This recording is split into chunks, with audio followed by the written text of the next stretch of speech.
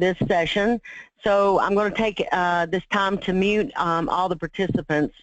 If you have any questions throughout today's topic, if you will just mark your comments or notes in your chat window, I'll be glad to get to you and any questions that you have.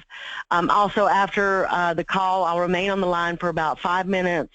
So if you have any additional questions or instructions that you need to be covered, I'll be glad to do that. So anyway, just want to thank you guys all for being here this morning. You're probably wondering, why is Misha involved in our commissions, in the structure of our commissions?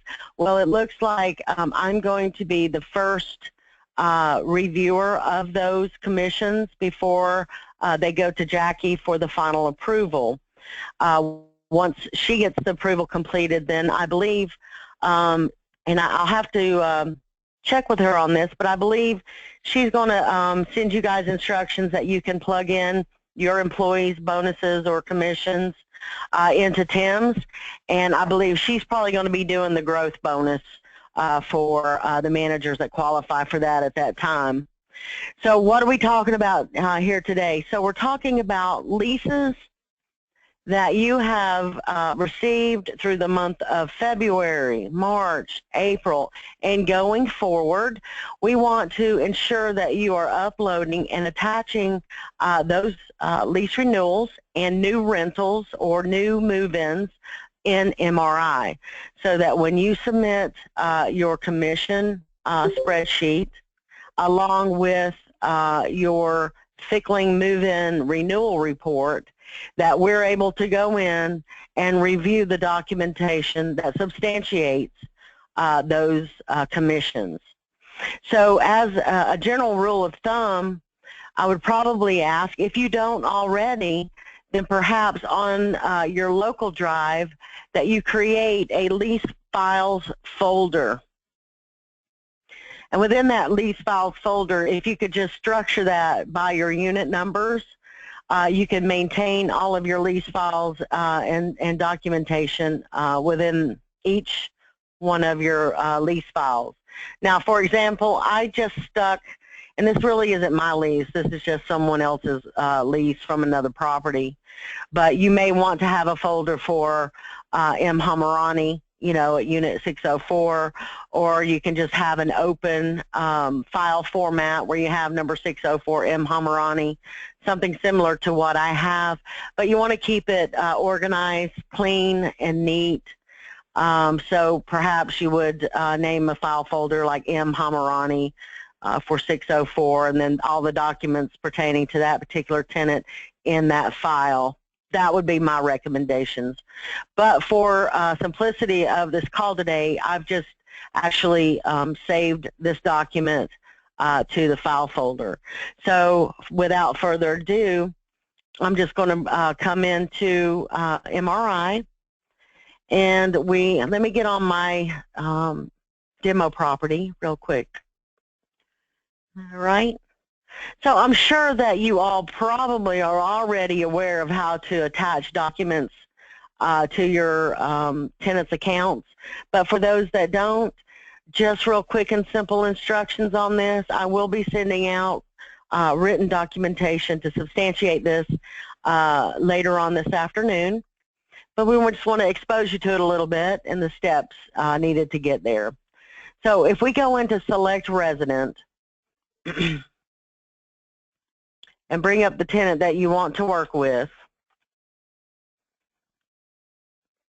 you'll just select your resident. You'll go into your Occupants tab. Oh, sorry, not the Occupants tab, the Attachments tab at the top right. And at this point in time, you can actually add by clicking on Attach, browse for the file, and I'll do this one more time for anybody that needs additional steps.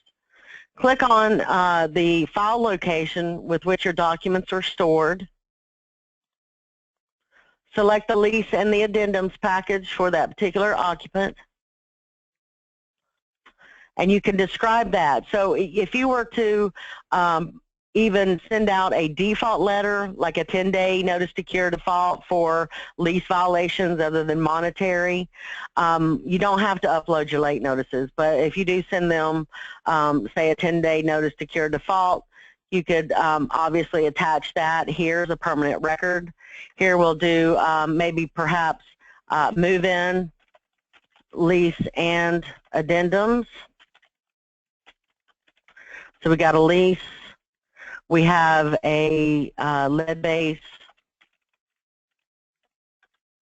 and a pet, etc. You don't have to go that deep into describing what your attachments are, but the more information that you put in, of course, the better. So once you've attached your document, you will upload it to the file. Oops. And you'll get an error message. Hold on. Pardon me. Apparently it doesn't like me to put in any number symbols. So we'll just omit any number symbols if you like to save it in that format. Let me try again. So we'll attach, browse,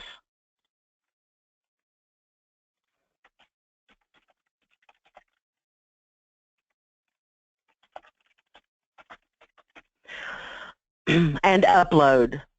Now, if this was just a renewal, you could put renewal lease and then the dates of the lease. That would be helpful once they're attached to the Occupants tab. Once you've successfully uploaded, you'll receive the message that your file was uploaded successfully. You'll just close.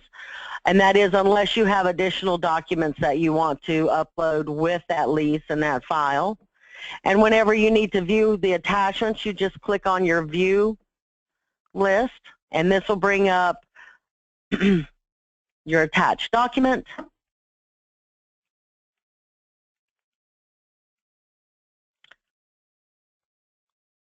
In a very expeditious manner.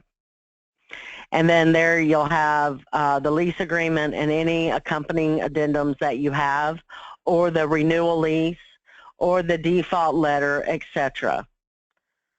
So not only can you actually attach documents from your resident profile, but you can also, and you may already know this, but you can also attach documents for your SOTAs as an additional backup to the information provided to us through the SOTA. So when you're in and processing your SOTA, you may want to upload your move-in, move-out inspection report, along with any pictures. MRI does take all different types of formats, whether it's PDF, document, Excel, JPEGs, PNG. All of those are acceptable formats within MRI. So the same holds true in your statement of deposit account. You'll just click on attach, select the file that you want to upload, and go through the same steps that you did as with the lease addendums.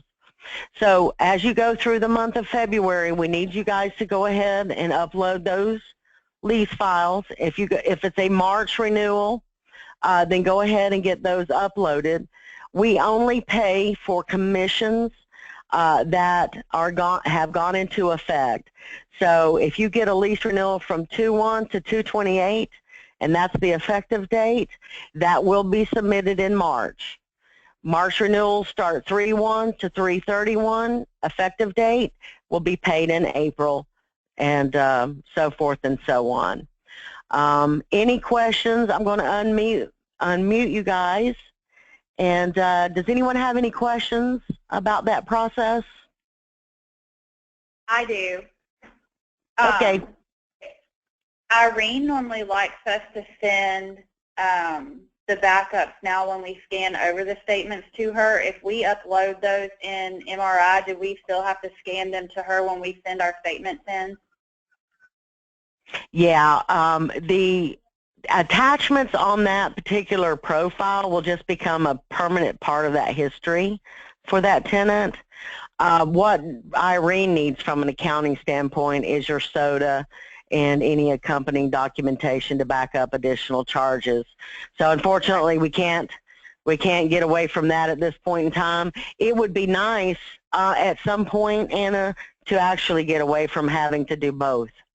So maybe as we go down the road, we can actually discuss as a company if there's a way that we can actually get away from having to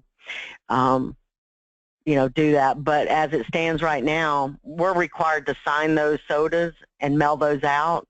So you're going to have to print them anyway and put them in the file. Yeah. Got it. Thank you. So, yeah, you're welcome. Anybody else have any questions on that procedure or that process? When you submit your commissions, and I'll let you answer that question in just a second. When you submit your commissions and growth bonuses on the first day of the new month, when I get those, I will go through and I will be checking those commission submissions against the lease documents that you have on file in MRI. But if you run into any problems or errors during the upload process, please, by all means let me know. Anybody else have any questions? I tried to get you off within 10 to 15 minutes today. That's pretty good. Well, I don't think anyone has any questions that I know of right now. If you think of anything, please feel free to shoot me over an email. I'll be glad to respond to that.